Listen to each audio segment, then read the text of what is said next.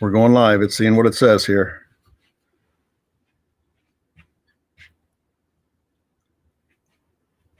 Good morning, St. Denis. I think we're live. I think we have indicators. Very nice. Hey, we're up and running for Gratitude and Grace. We took a little hiatus through the Christmas time, and we're back on full throttle now. And today, Andrew Kem. I thought it'd be fun to just, again, one of the things we kind of did, I had a chance to bring in different people committed to the parish and working in staff, and I thought it'd be fun to get Andrew on board, get him introduced to us. You see him a lot out there, I'm sure, with music, but to hear him talk, he has a great voice, but he's got a good story as well. So yeah, we're up and running. School start, just FYI, last week was virtual, and that is good. We got a few more students that came back this week, so that school's up and running strong. Faith formation starts next week, confirmation kids, so we're kind of just moving along well, and we're starting to review a little bit of the Advent and Christmas, and now we're into ordinary time. So kind of with that, do I have Facebook up? Do you? Yeah, making sure that we got people, just reassure us you're able to, not only, Jim, are we, just remind us, friends, are you with us? I'm learning here. Gratitude and Grace. Here it is. I think it is. We're good. There we go. Good morning, Jim. Good morning, Rosemary. Thank you. Thanks for tuning in with us today. Yep. Great. All right. Now I'm reassured that we're on board here. Now I can just mute this and we're even better. Okay. Let me see. What's here, brother? Oh, I want to get out of this. Sometimes people are able to offer some comments, Andrew. So if you've got Facebook a little closer. We got the feed up here. We got. Good morning, Jay. Good morning, Joanne and Mary. Good. And Patsy and Lois. All right. Good. We got a crowd, Father Andy. I think they're ready. All right, friends. Well, let's. If you leave some comments for us, that's good. If not, we're going to roll right into Gratitude and Grace. And one of the things I wanted to do was just allow Andrew to kind of introduce himself and tell a little bit of his story. He's been with us.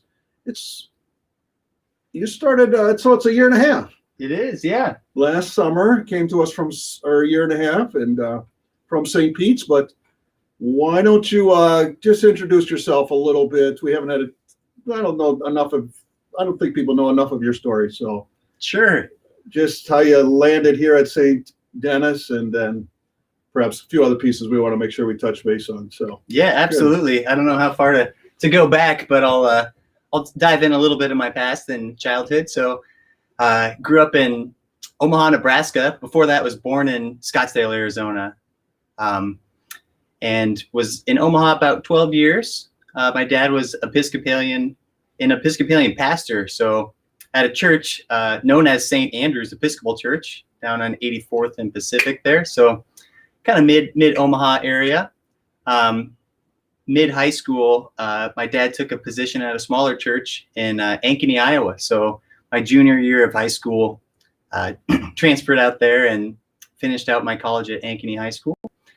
And then afterward was really pursuing music, and I was looking at what colleges were kind of in the area and what colleges were out. And I was in my early childhood, did a lot of show choir, did a lot of sports as well. Couldn't get enough sports. Was in wrestling forever, baseball, soccer. Right, the wrestling story of your senior. I mean, I've heard a few pieces of his story, but that's a tender moment too, right? Your senior year, or yeah, I kind of, before going off to college, my dad actually coached wrestling, and he taught history before he became a priest, and so wrestling was always big in my childhood growing up. And I think 7th grade through 11th grade, I was really starting to turn the corner with that, doing much better, and went to Ankeny High School. And when I made that transfer, realized Iowa wrestling was pretty tough.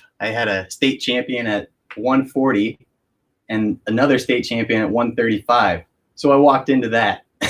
Nice. And there's nothing like wrestling with state champs all year to make you better. Right. But I realized, music was kind of a calling. I had a chance to serve in the church. My dad always had me in the choirs growing up. And as soon as I could play a few chords on the guitar, he had me doing vacation Bible schools. So I actually went to 10 different vacation Bible schools to Pine Ridge, South Dakota. Oh, the reservations. The reservations there. Right. Melody's from yeah. Yep, she's from South Dakota. Right. So yeah, the Pine Ridge Reservation, that was a huge part of my upbringing, just leading music, praise and worship songs, being a kid, leading other kids with a guitar. It just was an exciting experience for me to do that. So I thought, if there's any way I can continue doing this for the rest of my life, serving the Lord and playing music, doing something I love, I'm going to jump at that chance. So that's kind of where it went senior year of high school. I had a chance to study with a really good piano teacher. And I wanted her to really whip me into shape because I had been playing guitar and some other stuff, but it hadn't been since, I think, second grade, since I had other formal piano lessons at that point. So I told her I was interested in doing music in school. And the first thing she said was, do you know all your chords and scales? Because you're going to have some entry exams you're going to have to pass in proficiency. So I said, I think you better re-instruct me. We ended up going through all that stuff. And that was kind of a turning point for me. I was realizing I couldn't be jamming my fingers and having them all taped up. Right. And still practice the piano and, go into school and do audition for a scholarship. There's so much stuff going on at that time. Right. And I thought, pro wrestling wasn't really a thing for me. Right. But I mean, as you come into high school or college, you're looking towards the future. It's like music got to be it's going to give me joy. It's going to fill my purpose and passion. So from high school, then you ended up getting your master's, right, in classical jazz, or? Yep. And so then I went to Luther College my freshman year up in Decorah, Iowa. Found it to be a beautiful place up there. Was very into the music program there, but hadn't doing all the show choir stuff and piano lessons and guitar lessons on the side. I wasn't actually in band. And so I had this idea, it would be awesome to play guitar and study that. Had studied a little classical guitar there, but auditioned for the jazz band. And these people must have just given me a chance because I knew some basic chords. I played Somewhere Over the Rainbow, a jazz melody of that. And they said, okay, this guy knows a few chords. Let's just let him in, put him in the bottom band. And so for me, it was, a lot of these saxophonists and other instrumentalists, they've been playing since third grade. That was their sole instrument, playing in bands. They knew the routine. I'm coming on the side going, oh no, I'm in a college level jazz band. Teach me. Yeah. So I had so much to learn. But that's what eventually led me. I was studying voice and kind of classical guitar and classical voice opera. And then was looking at that, had some friends looking at like Berklee College of Music and other more contemporary music schools. And I was super interested in that, having been influenced by that music. And so I ended up going to Drake University. I made the switch to Drake University and finished out my undergraduate there.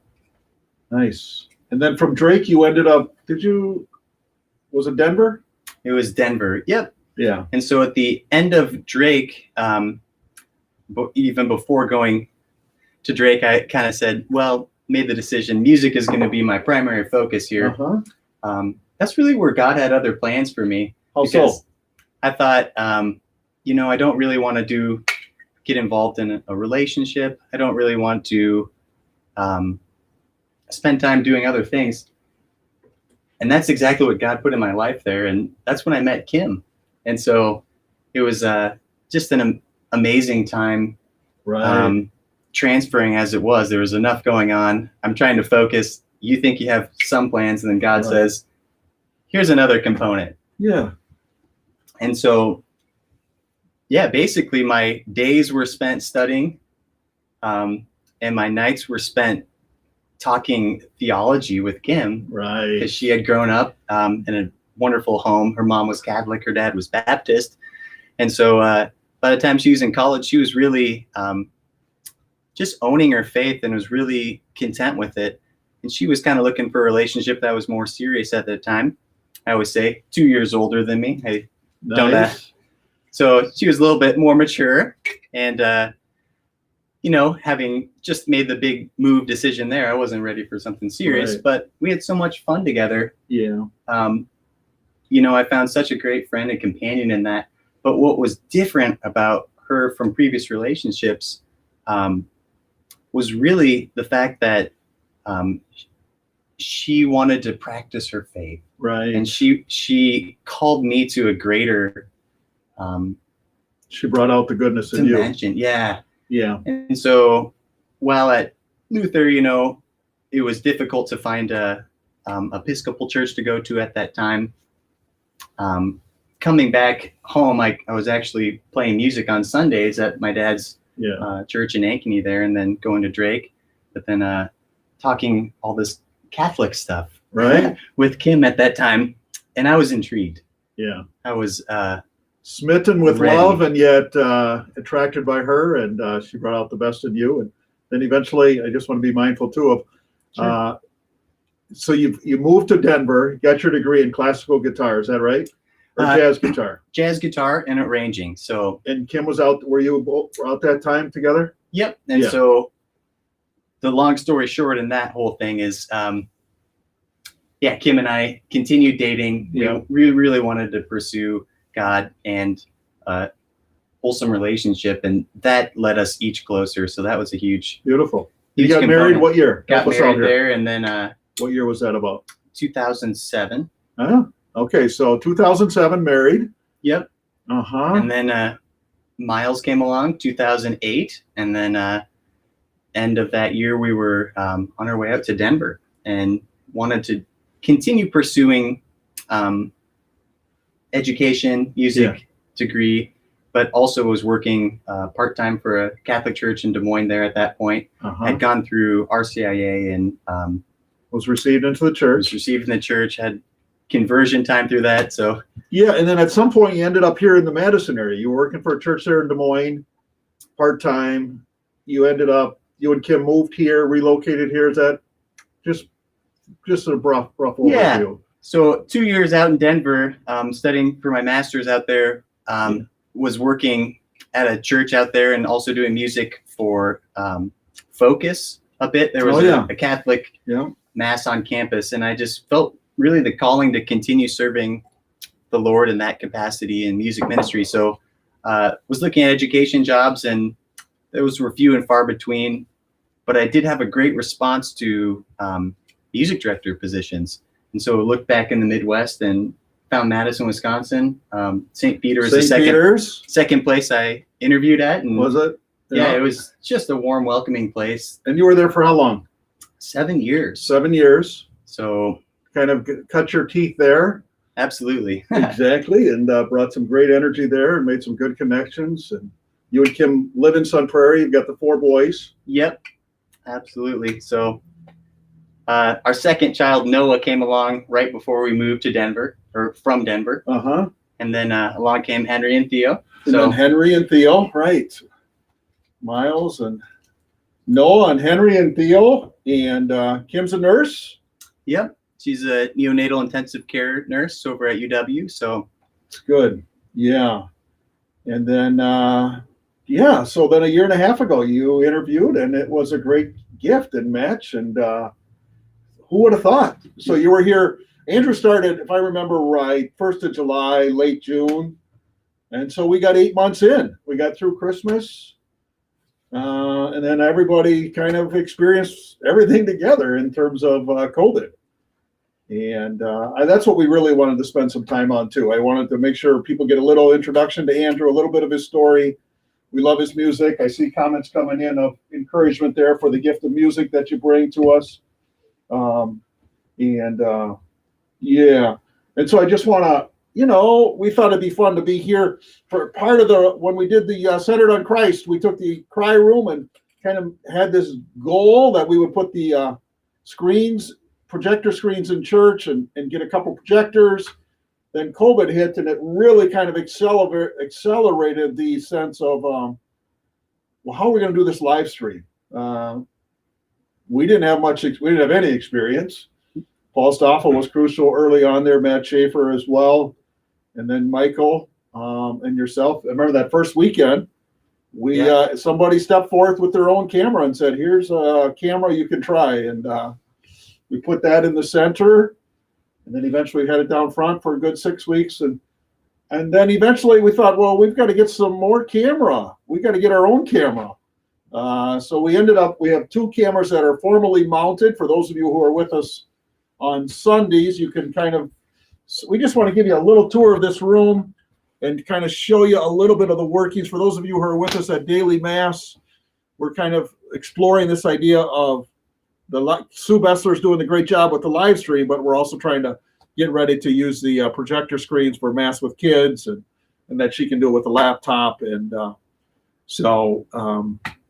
and then certainly for funerals and weddings. Funerals, most recently, we've had some great luck with being able to provide a nice stream. And those cameras make it a big part, but it takes a lot of people power and a lot of tenacity and a lot of just learning by trial and failure. That's right. If there's anything we've learned, in my mind, the line I keep saying, right, anything good is uphill all the way. So we put the 2 cameras up. They're mounted kind of on the back wall above the baptistry.